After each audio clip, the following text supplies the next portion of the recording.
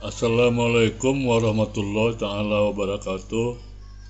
Salam sejahtera buat kita semua, bapak-bapak, ibu-ibu, saudara-saudara, dan teman-teman grup Sehat Mah dan Asam Lambung yang saya cintai dan saya hormati.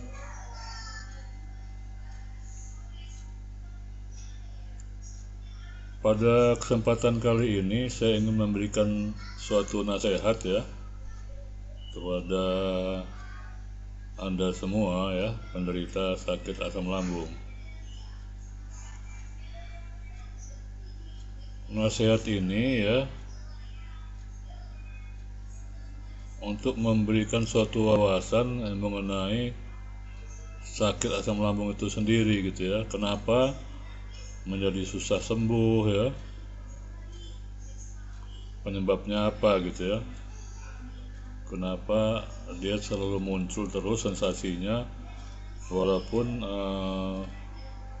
secara fisik dia sudah nyatakan sehat gitu ya, tidak ada apa-apa lagi ya di lambungnya, tapi kenapa sensasi itu selalu ada gitu ya, selalu muncul. Baiklah ya, ada beberapa poin ya yang ingin saya sampaikan dalam hal ini. Yang pertama, yang buat sakit asam lambung atau GERD itu menjadi lama atau sulit sembuh ya, sebetulnya karena adanya anxiety atau rasa cemas yang berlebihan gitu ya, dan juga adanya hipokondria atau rasa kekhawatiran berlebihan. Jadi kedua hal ini ya, baik pun anxiety maupun hipokondria itu bisa memunculkan sensasi walaupun sebetulnya secara fisik lambungnya sudah sembuh, sudah sehat gitu ya, tidak ada luka atau radang lagi gitu ya. Jadi walaupun sudah sembuh, sensasi bisa terus muncul gitu lah, karena gangguan anxiety dan hipokondria. Itu yang pertama ya. Jadi sensasi itu muncul bukan semata-mata karena masalah fisik gitu ya, atau sakit lambungnya sendiri, bukan gitu ya. Tapi sensasi bisa muncul karena dipicu oleh pikiran. Jadi pikiran kita yang negatif itu bisa memicu sensasi asam lambung. Dengan kata lain ya, bahwa 70% sensasi itu muncul karena pikiran ya, bukan karena fisiknya gitu ya. Itulah penyebab munculnya sensasi. Kemudian suka marah ya, stres, depresi, cemburu, takut, panik, cemas, dan hal negatif lainnya, itulah yang memunculkan berbagai macam sensasi gitu ya. Jadi kita harus coba belajar tenang, santai, bersyukur, bergembira, percaya diri, dan itu semua akan bisa menghilangkan sensasinya gitu ya, atau sensasinya akan menjauh. Demikian ya. Kemudian jangan jadikan sensasi itu sebagai musuh kita gitu ya. Karena kalau itu musuh, maka akan membuat kita takut, dan takut itu sendiri justru akan menambah parah atau menambah banyaknya sensasi ya. Jadi kita tidak boleh menganggap sensasi itu adalah musuh gitu ya. Karena musuh itu akan menimbulkan rasa takut, dan takut itu akan memicu munculnya sensasi. Jadikanlah sensasi itu sebagai teman ya. Karena kalau kita berkawan dengan sensasi, artinya bukan musuh, maka kita akan pasrah dan lebih tenang menghadapinya. Dan ini akan membuat sensasi itu menjauh ya, karena mental kita sudah kuat untuk menghadapinya ya. Jadi poinnya di sini ya, di mental, penguatan mental gitu ya. Kemudian ya, sakit asam lambung itu memang sifatnya unik gitu ya. Kenapa saya sebut unik ya? Karena antara lambung dan otak, pikiran ya, itu adalah suatu kesatuan gitu ya. Jadi apa yang dipikirkan di otak ya, pikiran negatif nih ya maksudnya ya, maka akan otomatis mensugesti lambung untuk mengeluarkan sensasi gitu ya. Jadi harus paham nih.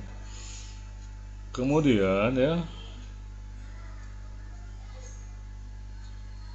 sering saya katakan ya bahwa kita jangan suka mengeluh gitu ya, jangan suka mengeluh, karena keluhan itu justru mensugesti lambung mengeluarkan sensasi ya.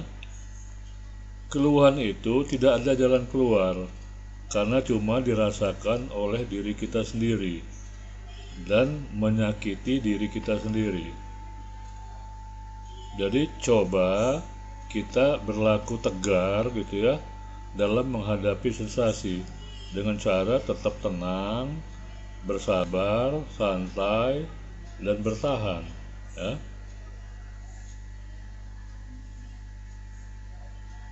Jadi kemudian ya, lebih baik kita curhat gitu ya.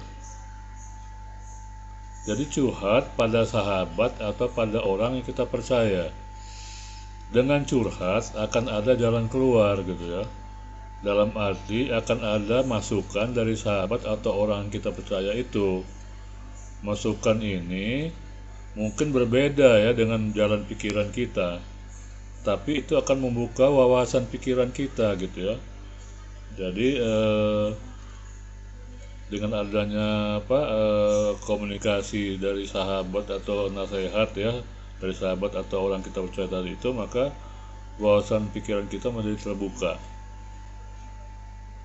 Jadi ini akan memberikan pandangan baru yang berbeda dengan apa yang kita percaya selama ini. Jadi ini mungkin bisa menjadikan suatu obat ya supaya kita bisa tenang gitu ya dalam menghadapi sensasi. Jadi itu ya nasihat dari saya supaya dipikirkan lagi ya agar kita bisa lebih tenang, lebih santai, bersabar dan bertahan gitu ya. Jangan kita merasa takut, panik atau cemas, karena sensasi itu justru muncul karena rasa takut, panik dan cemas gitu ya, bukan karena makanan yang kita makan, bukan gitu ya. Jadi jangan menganggap bahwa makanan yang kita makan itu menimbulkan sensasi, bukan, tapi ketakutan makan itu yang membuat kita bisa memunculkan sensasi di diri kita gitu ya.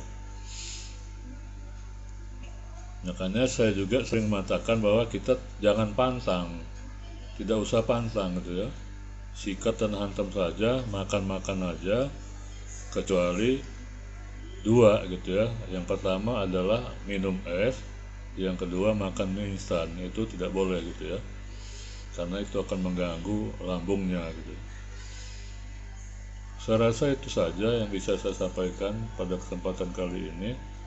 Mudah-mudahan ini bisa membawa manfaat dan tambahan wawasan bagi kita semua.